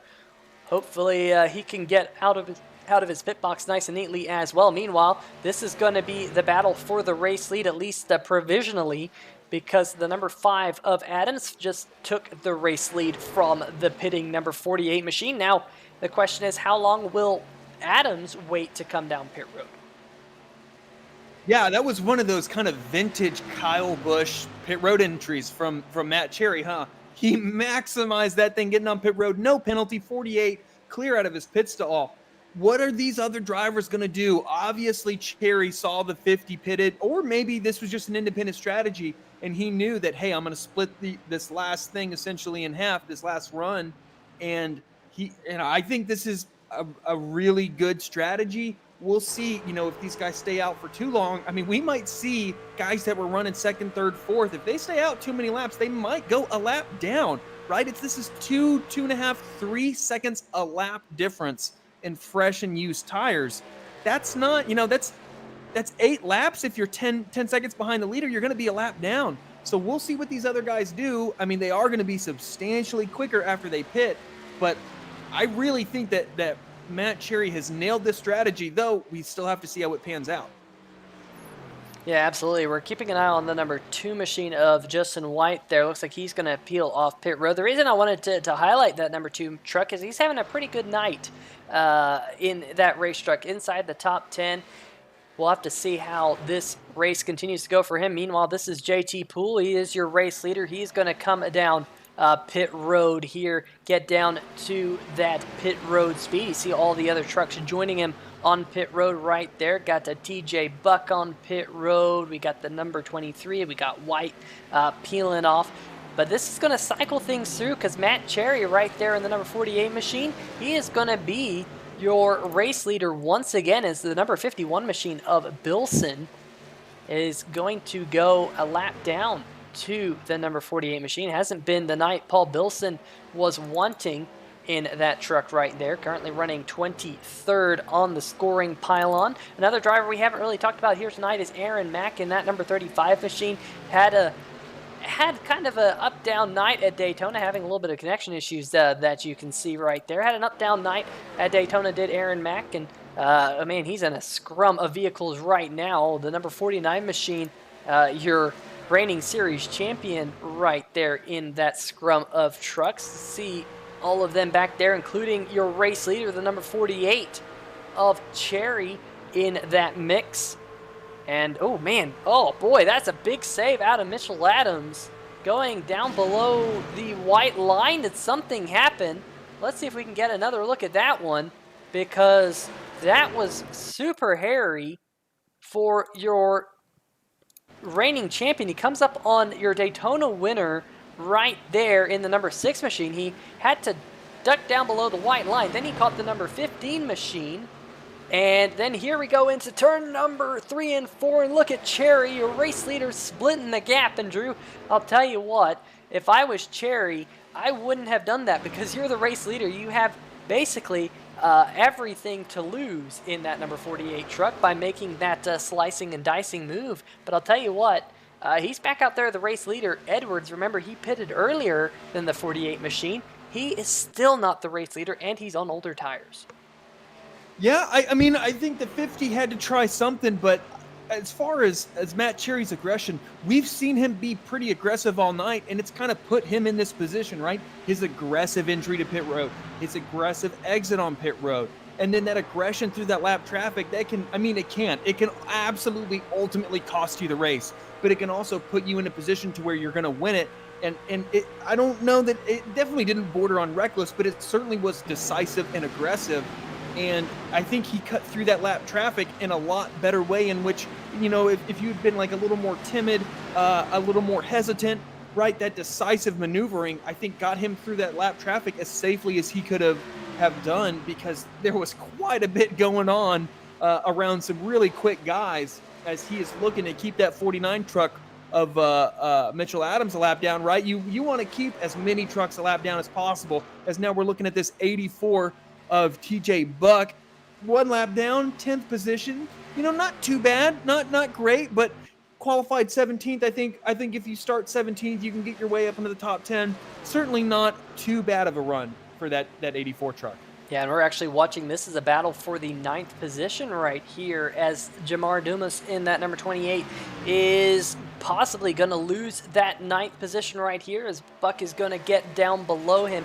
I do believe Buck is on 2-lap fresher tires, so you can see just how much of an advantage the 2-lap fresher tires are right there. That is going to then put the number 2 machine right here, Justin White, into the battle for the 10th position. Looking up and down the scoring pylon, well, the pit times, I should say, Drew, and looks like one of our top contenders here tonight, this man right here, the number 15 of Robert Dudley, pit road speeding penalty on this truck. Heartbreak for him. He's had such a strong night going. Now he's down in 14th. Pit road speeding penalties also appear to have been on the 23 of Travis White. So a couple of cars, not Justin White, Travis White, as we go back to Justin White, who is side by side here with the 28 of Dumas. And I believe that 2 machine will take that spot as he's on 2-lap fresher tires, but there are some lap traffic right in front of him. Could that lap traffic be in the way? And oh, the 00 machine! The yellow flag is out. Oh my Lord. And we saw it there on the corner of your screen. Couldn't quite get it panned in time. But we'll see it from this shot right here, Drew. There was definite contact, the 00 machine of Shoffett in the outside wall down into Dumas's number 28 machine. And just like that, we are under caution here at the Atlanta Motor Speedway.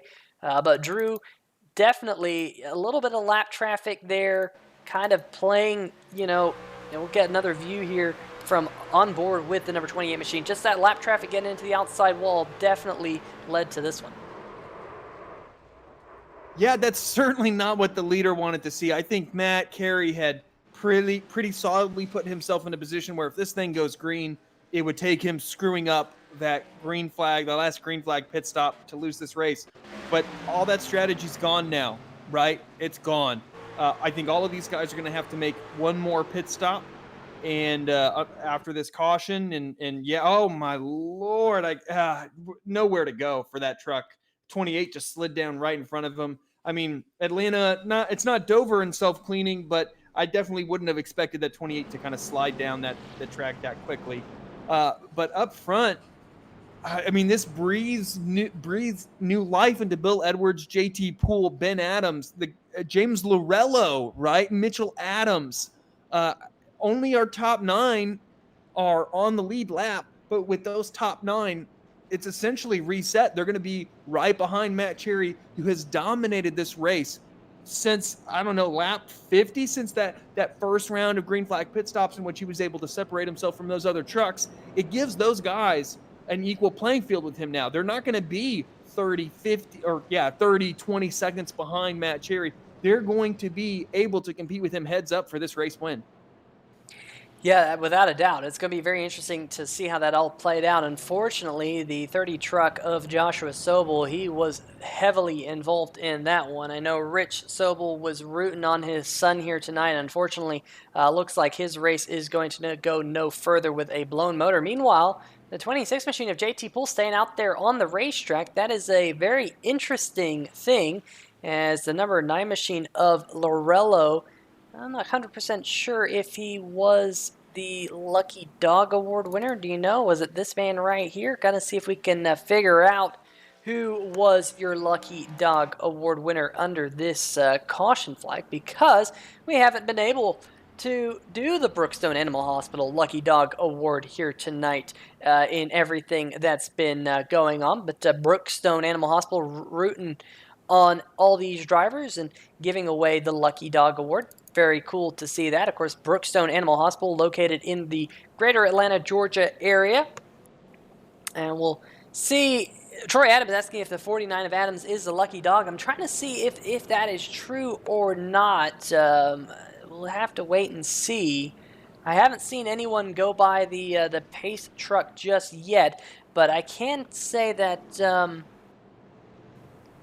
Mitchell Adams, he is back on the lead lap, Drew, so I'm not sure if Adams was one lap down or not. He's pitting late, so I do think that the 49 machine is your Brookstone Animal Hospital Lucky Dog Award winner, so I think he will be back on the lead lap. That puts 8 trucks on the lead lap when we go green flag here shortly. But Drew, fantastic long green flag run. I mean, this is only the second caution flag here tonight. We'll bring up the race summary down there at the bottom left-hand corner of your screen.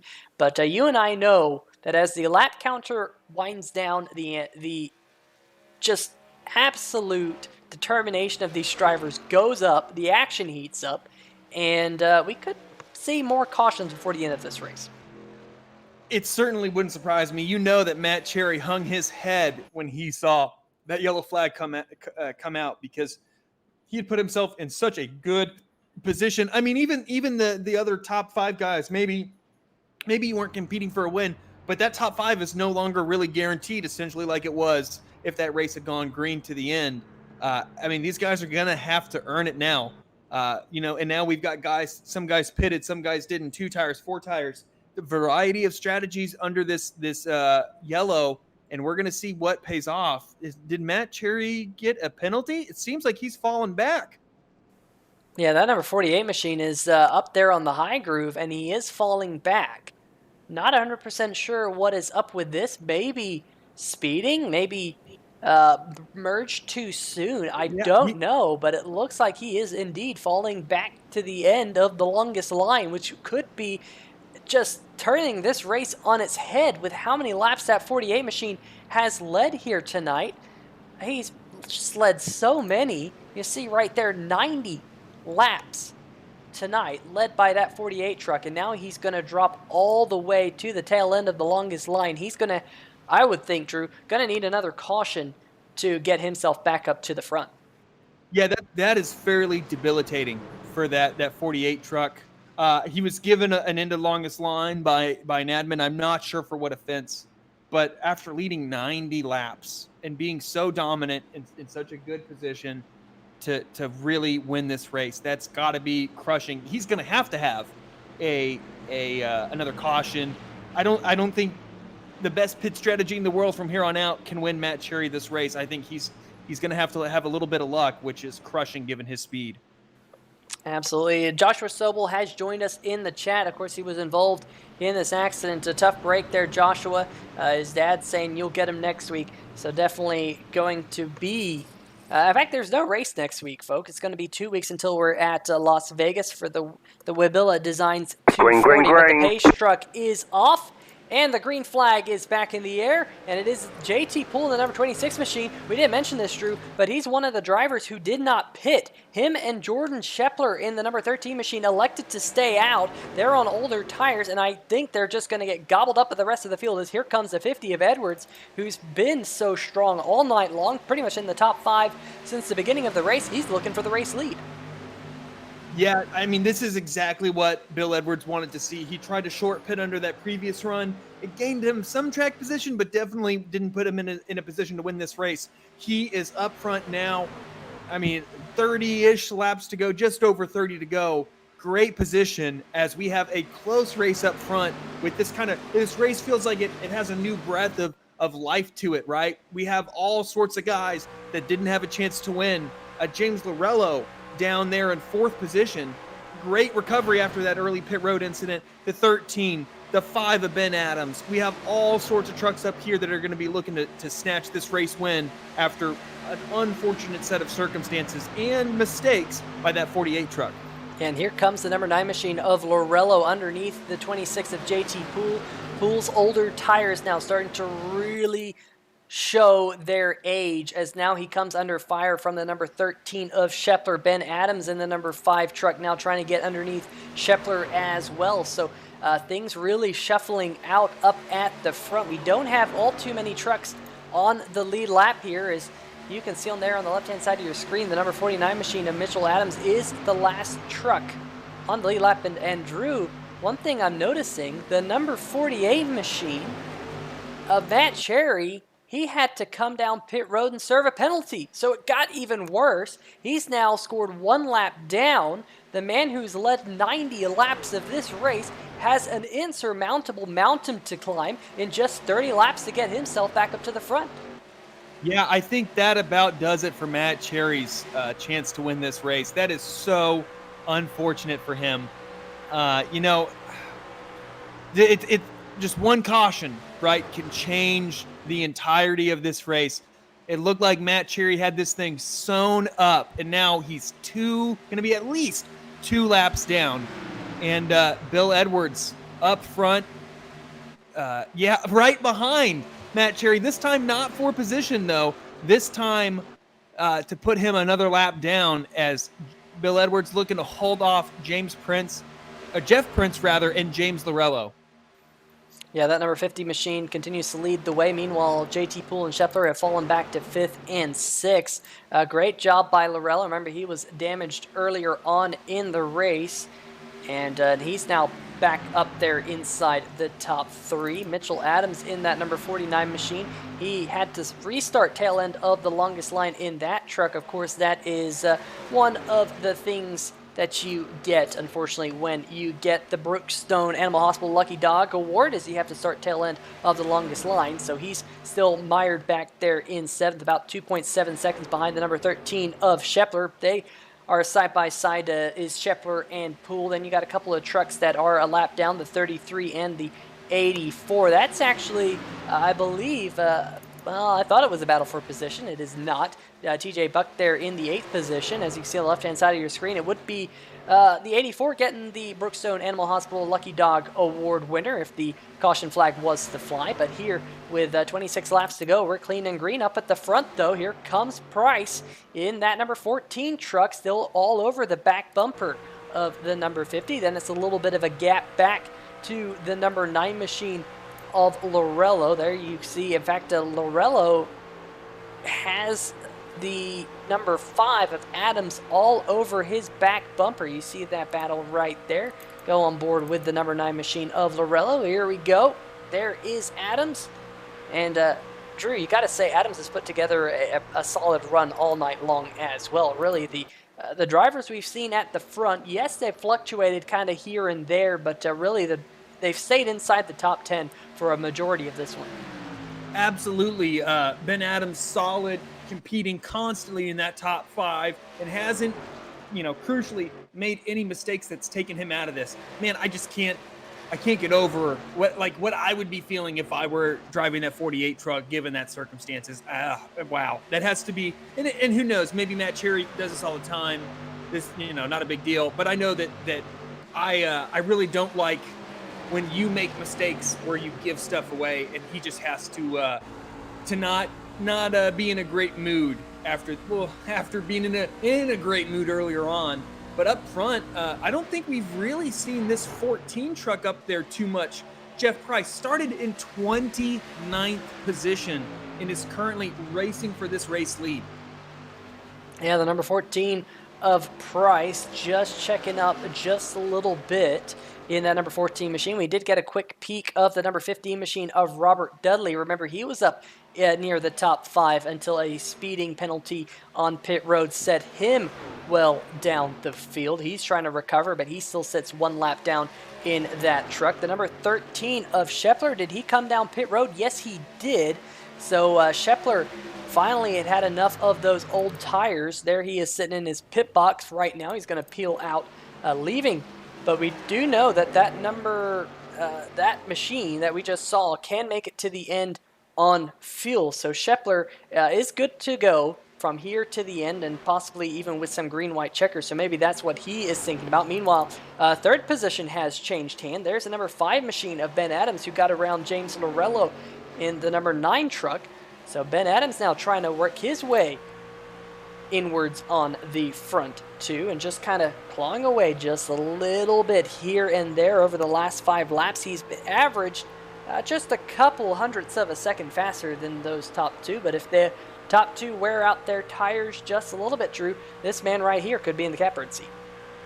Absolutely. I wonder if they've all been short pitting 25, 26 laps all night, and if they can make it 30 laps. Because if they can't, that 14 is really, really, really high out of turn 4. That's going to cost him quite a bit of time. He was up in those marbles. Man, I thought he was going to get in that wall.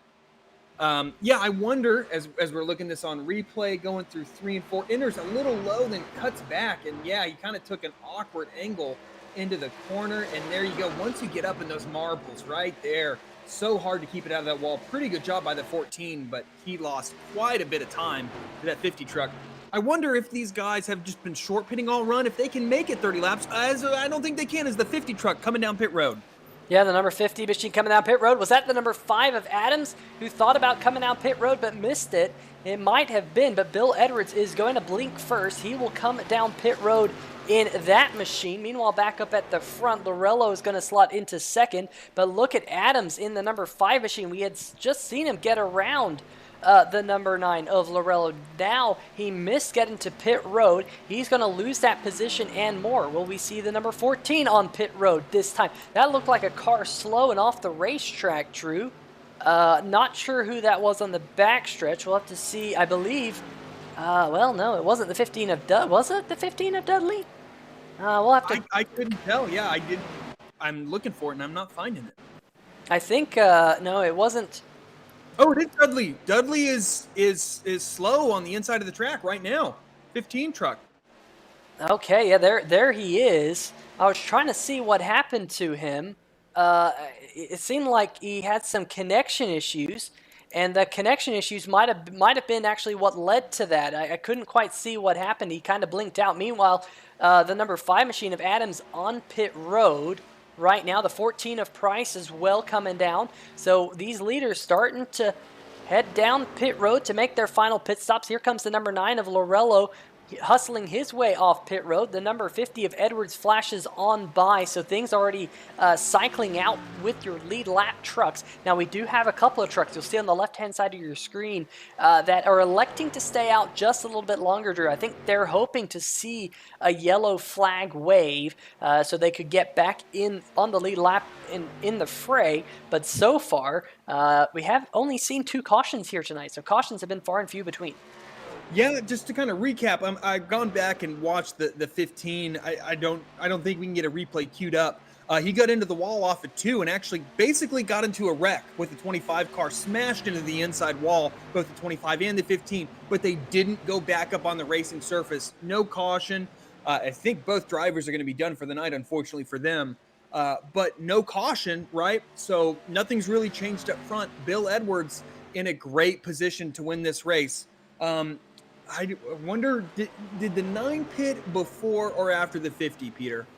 Well, we're about to find out, because right up there at the top of the screen, the 9 pitted 1 lap after the 50 of Bill Edwards. So could this play in the hands of James Lorello? Slightly fresher tires, 1 second back behind that number 50. We have seen how important fresh tires have been all night long, and now the number 9 machine now kind of has the bit between his teeth, so to speak.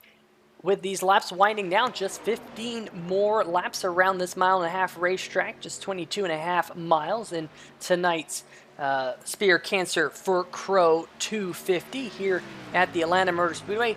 Before we go, we got to give at least another mention to www.nsracares.com. Make sure you check that out. Link in the description where you can donate money for cancer charities through the Ronald McDonald House. Make sure you check that out. But meanwhile, back up at the front, Drew, I think we're starting to get our answer. Those fresher tires by 1 lap on the number 9 machine are making the world a difference. Absolutely. I think we're looking at about a 10th difference for 1 lap. It's about 3 for 2 laps, but I think, the tire fall off increases as this run goes on. So I think we're looking at 10th and a half as James Zarello, putting those slightly fresher tires to use, carves it down on the inside of the 50 Bill Edwards, going to lead this lap, probably going to take the lead of this race, and is now going to be in control. That might be, I don't want to jinx it, but I think that could be a race-winning move by James Zarello to wait that 1 lap. Obviously, great entry and exit off of pit road, and it's put himself in a fantastic position with just over 10 laps to go. Yeah, that number 9 machine now up at the front. Clean Air on the nose of that truck, just trying to see this one out. What an up-down night it has been for Lorello, Drew. I mean, we saw that contact on pit road with your reigning series champion, and ever since, he's been in an uphill battle, and now he's got himself up to the top of the mountain. He's at the peak. He's up at the front as these laps continue to wind down. Speaking of Mitch Adams in the number 49 machine, don't count him out for a podium, folks, because that number 49 truck, he currently sits in 4th, but he has 6 laps fresher tires than the number 26 of JT Poole. So your reigning series champion, you see him right here trying to close in. He's only 3.7 seconds behind Lorello. He pitted on the same lap as that number 9 truck. So, maybe Mitch Adams could even run down Bill Edwards. Wouldn't that be a story? We saw the 9 and the 49 come together on pit road, and here they are on the racetrack here late in the go and making a charge up to the front. Absolutely. I even in comparison to James Lorello, 3/10 quicker than James Lorello that last time by was Mitchell Adams. I don't think there's going to be enough time, right? He has to get through 2 trucks to get up to James Lorello, but he's certainly showing that late run speed. Another 4/10 this time by. Only 3.2. 4/10, 3.2 seconds, 10 laps to go, right? I mean, that's going to be cutting it. If he can navigate the JT Poole and Bill Edwards, get around those guys, I'm not going to count him out, but that's some work to do for Mitchell Adams, but a heck of a recovery from being backwards in his pit stall earlier in this race. Only 1 caution to go, all the way up to 4th position. Heck of a recovery for Mitchell Adams. Heck of a recovery for James Lorello, the other driver involved in that incident. And both of them have put themselves in, I think, as good of a position. I mean, certainly James Lorello, right? You can't put yourself in a better position than first. Have put themselves in as good a positions as imaginable given those circumstances earlier on in the race. And we just saw a pass right there for the 5th position as Ben Adams got himself around the number 13 of Scheffler. But really, we got to keep that eye, like you said, Drew, the battle now brewing for this position right here. This is a battle not only for second because Poole has caught Edwards, but Adams now catching Poole. So these 3 cars now kind of sandwiching their way together as the 60 of Vander Kooi almost makes contact there with Edwards. Edwards had to check up, and now we're going to be 3 wide here, potentially going off into turn number 3. The 49 of Adams all over the 50 of Edwards. They almost make contact going off into the corner. This is the battle for second. Poole on older tires, Edwards on the inside, and the 49, your reigning series champion there, trying to find a way through. We're 3 wide across the start-finish line through the quad oval, and Drew, that doesn't always work out very well. They were able to make it stick, though, and here comes Adams. I think Adams absolutely has a shot to win this race, but he has to get by that 50 in 3 and 4. I think if he takes another lap, it is over for that 49 truck, but he has been catching the leader by 0.4 a second a lap. He has to get to the inside of this 50 out of the exit of 4, which he does. Will he clear that 50 going into turn 1? If so, I don't think this race is over. I know there's only 6 laps to go, but he has been so quick. He's 2.9 seconds behind James Lorello. Can he catch him? Yep, Mitchell Adams now your reigning series champion. He missed last week's Simbox 250. He's in the show here tonight. The number 26 of Poole, he's on older tires than Edwards. Edwards caught traffic at the wrong time, and now here comes Poole trying to get underneath the 49 of Adams. This battle isn't over yet. James Lorello can't even see this in his rearview mirror. He's 3 seconds up the road, but I'm sure he's getting told what's happening back there, and I bet you he's absolutely loving it as we cross the stripe one more time. Laps winding down here at the Atlanta Motor Speedway in tonight's Sphere Cancer for Crowe 240. But I'll tell you what, this has been a fantastic race here tonight. So many green flag laps. And look at the number 5 of Adams. Where did he come from? He caught this battle. He's on a charge in that number 5 machine. He's going to try and go for the second position if he can, because he's got the older tires on the 26 machine in front of him. These laps are winding down. Just 4 more laps to go.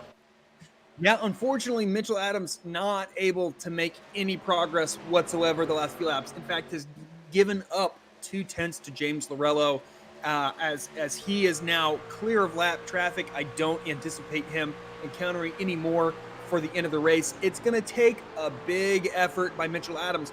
But however, while Lorello might not have any lap traffic out ahead of him, he's also not getting the benefit of the draft that I think that these guys behind him will. I think if Mitchell Adams, JT Poole, Ben Adams can work together as that last time by, they closed 2/10. I think they can increase that rate of closure. I just don't know. I mean, it's going to have to be darn near a second lap at this point.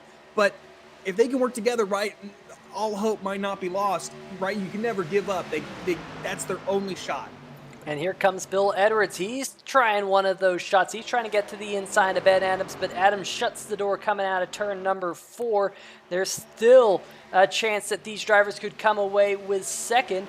Mitch Adams still holding on to that spot over JT Poole. 2 more laps to go for the number 9 machine of James Lorello. You're not missing anything out front. It's 2.9 seconds between the number 49 and the number 9 machine. We're keeping our eyes on who will get second.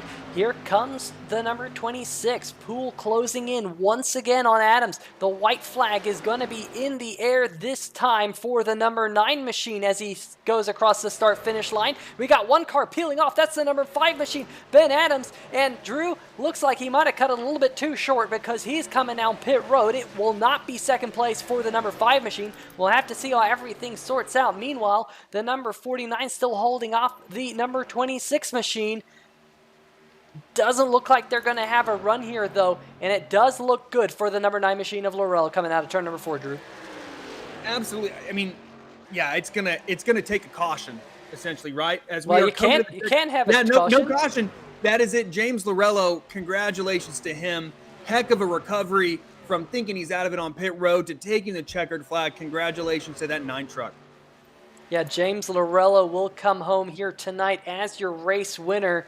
You see those intervals on the left-hand side of your screen. Adams was able to hold on to second, Poole third, Edwards comes home fourth, and then Scheffler in fifth. And then, unfortunately for Ben Adams in the number 5 machine, had to come down and take a splash of fuel. Not quite sure how he's going to be scored here at the end of this one. Looks like he's going to be scored in 6th after all. But then a bunch of trucks 1 lap down. But what a fantastic race here, Drew. I mean, so many green flag laps here tonight as the number 9 machine burns it down here on the front straightaway. Yeah, it was right when we kind of thought we knew what to expect. Caution comes out. Truck dominated all night, and Matt Cherry, I mean, doesn't even finish inside the top 10 because of a few mistakes, right? It's all it takes, right? It just takes a little bit of a mental lapse to cost yourself a victory in a race that you have been so dominant in. But that doesn't matter because James Lorello has taken the victory, obviously his first one of the season, and a heck of a performance, right? Same with Mitchell Adams, same with JT Poole, especially those top 2. After, I mean, I really question their ability to be able to compete for this victory after that incident on pit road, but they had a heck of a drive, and they got it done, especially James Lorello, right? Fantastic win. Absolutely, and what a bounce back it was from Daytona in the Simbox 250 for that number 9 machine right there. Well, folks, we're going to step away here for just a brief moment on 3 Wide TV. We're going to dial up some post-race interviews for you, and we'll be right back here from Atlanta Motor Speedway.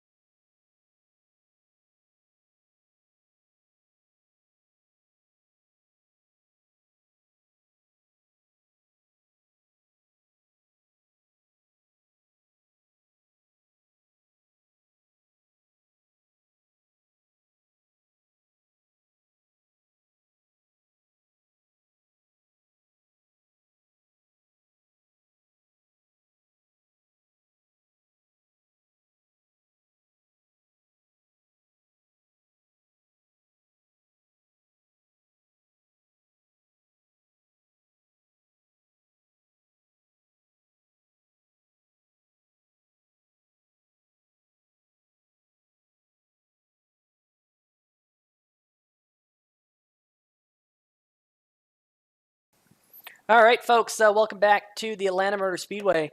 We have caught up with tonight's third place finisher. That is JT Poole. And JT, a little bit a different strategy kind of there in the closing laps for you versus some of the other trucks around you. But hey, it worked out for you coming home with a third place finish in that Simbox Ford F-150. Tell us a little bit about your night. Yeah, qualified on pole, so it started good from there, and then early on in the race, I think it was James Lorello. He got to my inside, and the freight train just kept coming. I was stuck up top, and then Cheery got a little tight on the exit of two, so I got in the wall. I had some pretty good damage. I kept dropping back, and then I pit, and then I don't know how, but I ended up in 23rd. I kept fighting back. I was able to get up to I think second, maybe even first at one point, and then Mitchell Adams had a great car, great drive, and he was able to catch back up. Well, absolutely. I mean, great run for you here tonight. It was a long race here tonight, 240 miles around this racetrack. Tell us a little bit about, as a race car driver, when you get things kind of go against you, you're down in 23rd. How do you kind of shift that mentality to get your way up to the front, especially when you knew you had that speed that won you the pole? Oh yeah, well that was pretty early on in the race. I think I was like around lap 20s. So I was like, well, I still got about 120 laps left, 140 laps left. So I have plenty of time to take my time, keep it clean, get back to the front. You know, think about my strategy, make sure it's the best one that can get me at the end, and it did. So it's just you got to keep your cool, and especially at tracks like this at Atlanta where it just wants to kill your tires. So just got to be conservative and keep your car clean. Yeah, tell us a little bit about that because it seemed like this setup here tonight. I know there was a setup earlier in the week that a lot of people weren't liking, but tell us a little bit about how these trucks drove and how you were able to save tire. Yeah, early wearing, I think you go about 2 or 3 laps full throttle, which if you wanna do 3, 4, it would kill your tires, so I would do about 2 laps full throttle, and then you would start just blipping it a little bit, and then after a couple laps, that back stretch, it would get very bumpy, and it would feel like a boat and couldn't control it, but, yeah, you just gotta can't put a lot of steering input, you just gotta drive with your hands and not with your feet, so That is an excellent way to put it, JT. We go in 2 weeks' time. We go to Las Vegas Motor Speedway, another 240-mile race. The Wabilla Designs 240. What are your thoughts about Vegas? the season finale last year, I did really good there, so, I can't wait to get this truck ready and hopefully be there in first place next week. All right. Well, we're looking forward to it. But before we let you go, you got any shout outs for us? Simbox Pasquale Racing Equipment, Blue Ridge, my mom, dad, Hunter for coming over this weekend. Yeah, that's about it. All right. Well, JT, great race here tonight. We'll see you 2 weeks' time. Best of luck there, buddy. Sure, have a good night. Well, I believe that Mr. Drew Eisenman has caught up with tonight's second place finisher, your reigning series champion, Mitchell Adams. Drew. Hey, Mitchell Adams, Drew Eisman, you got a copy? Yes, I do. Well, I gotta say, after facing backwards in your pit stall, heck of a recovery. What was going through your mind when you were just sitting in your pit stall facing the wrong way? Oh my gosh, I hated just sitting there because I couldn't back out. I got stuck because everybody was leaving the pits, and so I had to wait. And we dropped really far back. I think we were back around 24th, 25th. That may not be right, but it was just kind of trying to recover and use the cautions late to get some damage fixed on the truck. And we just kind of, the strategies went our way today. Good pit calls, and we ended up at the front. It was a great recovery. I knew we had a fast truck. I didn't know we were this good to recover from that, but definitely a good run tonight. Absolutely. I mean, we saw you really close in on James there towards the end of the race. Did you think you had a realistic shot, or were you just able to really navigate the draft and kind of lap cars pretty successfully? Because you closed in several seconds there in the last few laps. What was going through your head at that point? Oh, we just had the truck. I took 2 tires on that final stop to try and get some track position, and it really worked out for us. It's probably the best handling I'd had all night, and I knew it was a short run, so I just kind of put everything I had out there and didn't worry about saving tires. And we definitely were fast. We passed up through a lot of good trucks there at the end, and I didn't think we had a shot to catch James, and we didn't. He ran a great race and got out there a little bit too far for us, but still a really good finish. Absolutely. And I think it's a really great finish. You're last year's champion, but you missed Daytona. What does a finish like this mean after what happened last week? Well, I mean, I hated missing last week, and there's going to be a few more because my schedule outside of sim racing is kind of keeping me from defending my title like I would want to. But definitely when I get the chance to come back early in the season, I'm looking to get everything I can out of these races. And tonight we definitely had a good night, good for points too. Absolutely. Congratulations on second place. Heck of a recovery. Is there anybody that you'd like to give a shout out to? I just shout out to anybody who's watching here and cheering the 49. I don't know who we have watching right now, but shout out to all the 49 truck fans, to Webila Designs and Chris for painting this truck. It looks fantastic. Indie Autosport, the Gazebo Girls, and everybody else who just helps put this on every week. Absolutely. Well, thank you, Mitchell, for taking the time to talk to us, and congratulations on a heck of a run. Thank you.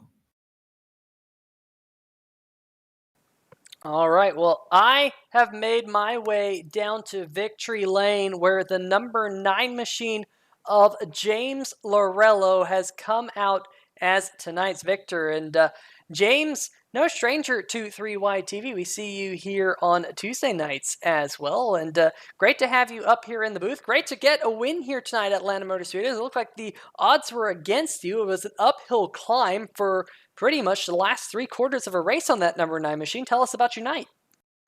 Yeah, I appreciate talking to you guys. Glad that I pulled that one out. I don't know how. After that contact with Mitchell on pit lane, it was just an uphill battle from there.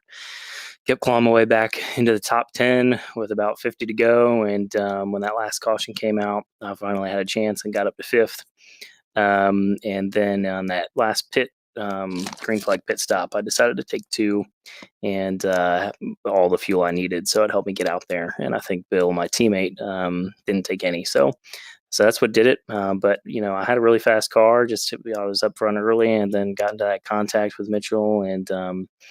And thankfully it didn't ruin both our nights. And we somehow finished 1-2. Well, I'll tell you what, we had that caution there with about 30 or so laps to go. When we had that caution, was it going through your mind that you might come away with the win, or what were your expectations at that point? Yeah, once I got back into the top 5, I thought I had a chance. I think I had pretty good speed, and then I was just hoping that there wouldn't be sort of another caution in that green flag run to throw us off. Me and Bill in our team chat were going back and forth on what we should do, and he went with the idea to just take fuel and see if he can hold them off. And I thought, well, if I just come in and take 2, we'll see what it's like. It was a little loose, but it thankfully warmed up a bit after a few laps. Well, I'll tell you what, definitely made the right calls here tonight in that number 9 truck, taking home the win. And, after Daytona last week, I'm sure you were glad to leave Daytona in the Simbox 250 to come here tonight in the Spear Cancer for Crowe 240. Tell us about how important it is to bounce back from your finish in Daytona. Yeah, this was great. Great way to start the season. I was nervous about Daytona, nervous about even making it into that race, and didn't finish well. I think I was out in the first 10 laps. Just got caught up in some Daytona stuff. So I feel like I could have a pretty good year. It was really good to get a win early. I raced a bit in the league at the end of last season to kind of get my feet wet, and I think I can compete with these guys. A lot of fast folks. I think it'll be good racing for everybody to watch. So I'm excited for the year and glad I could get it started with a win. That's big momentum for me. Yeah, absolutely. And of course, 2 weeks from now, same place, same time. Hopefully, we don't have the technical troubles that we had here at the start of the show in 2 weeks' time. But we do go out to the desert. We go to Las Vegas and another 240-mile race out there. What are your thoughts about Vegas? Yeah, Vegas, I think will be fast, and I think we'll be in tight packs. If we can get some green flag runs, then maybe we'll get spread out a little bit. But I feel confident about that one, and hopefully I can at least take home another top 5 next week for 2 weeks. Absolutely. Going to be great to see you out there. But before we let you go, you got any shout outs for us? And tell us who you got in your hood. Yeah, so actually, this is my brother-in-law that's on my hood. He's been joking around that he wants to sponsor my car, and he said he just wants to put his face on it. I think I got to get a better picture, get a little bit bigger, and because he likes to watch the races. So I hope he was watching tonight. But thanks to S2R, that's who my teammate is in this. That's Bill Edwards and Matt. So we had a really strong run, and it was awesome. And thanks to this league, Chris Darling and the team have been putting on an awesome show. A lot of cars showing up, and you all putting on a great broadcast as always. So thanks, guys. Happy to have you. All right. Well, James, go and celebrate the win here tonight. We'll see you in 2 weeks. But until we see you again here in the 3Y TV booth, best of luck. You guys, thank you. All right. Well, Drew, that is going to do it for our post-race interview. However, we do have to talk about tonight's Taz Racing Custom biggest mover of the race, and that tonight would be the man who drove the number 2 machine. You see him right there on your screen, and look at this, folks, because I'll tell you what, he started 38th. Drew, he had to make it into the show with the heat race that unfortunately we missed here, but he started well back in the field and comes home with 8th place finish. That's a 30 position game, and because of that, he is tonight's Taz Racing Customs biggest mover of the race. How about that? Make sure you check them out for all of your custom die-cast needs. If you can dream it, they can build it. Whether it's a sim racing car, custom car that they don't make an actual die cast off or anything like that, go hit up our friends over at Taz Racing Customs. But Drew, I think we just about have one more thing to do, and that's to go through tonight's race results. Why don't you go through the top 10? Absolutely. James Lorello, your winner tonight with Mitchell Adams in second, JT Poole rounding out your podium, Bill Edwards in third, Bill Edwards in fourth, Jordan Shepler in fifth, TJ Buck sixth, Mitchell Snare seventh, Justin White eighth, Travis White ninth, and Colin Ullery rounding out your top 10. In the 11th position was the number 5 machine of Ben Adams. So that's how he shakes out with the iRacing timing and scoring when this thing is all said and done. It looked like at one point he was going to be scored in 6th. That was incorrect once live timing and scoring kind of went official. He falls down to 11th. Matt Cherry led 90 laps here tonight. You can see that down there at the bottom of the screen. Led over half the race. Has a late race penalty. Drops him down into 12th. Paul Bilson comes home in 13th. Jeffrey Johnson Jr. 14th. Jeff Price in the number 14 machine 15th. And Drew, Jeff Price was one of those drivers who was contending for quite some time. He must have run into a penalty at some point. Michael Mooney comes home 16th. Christopher Pendell didn't really mention that 06 machine here tonight, but a very respectable 17th place finish. Jacob Shoffett in the 00 18th. Gerald Baker the third in 19th. And Jamar Dumas, who was involved in that late race accident, he comes home with a top 20 and 20th position, Drew. Absolutely. And Robert Clavey, 21st. Aaron Mack, 22nd. That's not too bad considering the 36th starting position. Joey Doucette, right behind him. Matt Vanderkoy, who we saw a few times in the broadcast, kind of disappointing, finishing in 24th. Doug Milner, 25th. Brett Accord, let's pronounce it right this time, 26th. Robert Dudley, 27th. Tim Hammond, 28th. Ben Mashburn, 29th. And Joshua Sobel, 30th, 40 laps down. Yeah, a lot of these drivers unfortunately did not finish here tonight. Monty Glover in the 10 machine finishing 31st. Brian Bradley 32nd. Doug Neal in the 77 machine. What a promising night he had going for him in that 77 in the early going. Comes home 33rd. Raymond Heilig in the number 7, 34th. Chris Darling in 35th. He was damaged, I believe, right at the very start of the race. Nicholas Bradley in 36th. Justin Hutchison 37th. Nathan Maurer in 38th. John Canizaro 39th. Adam Lichty in 40th, and then rounding out your field, the number 4 of Andrew Himmelman, blown motor right at the beginning of the race, and Stan Halsman, who unfortunately unable to turn a lap in that number 39 machine after a runner-up finish last week at Daytona in the Simbox 250. He was your first retirement here tonight. But before we go, we want to give a huge shout out to our friends over at SimTV. It is our friends over at SimTV who allow us to bring you these camera angles each and every week. We didn't get to see all too much of this camera this week or some of the other cameras, but I tell you what, folks, the guys over at SimTV do an absolute awesome job. And that man right there, James Lorello, coming home with the win. Make sure you join us in 2 weeks' time. It is Wibilla Designs 240 at the Las Vegas Motor Speedway. Same place, same time here on 3Y TV. We get all of them technical gremlins sorted out. And hopefully we don't run into those again this season in the Simbox Truck Series here for the National Sim Racing Association. But for myself, Peter Short, and Drew Eisman, we want to wish every one of you a good night, and we'll see you in 2 weeks' time. See ya!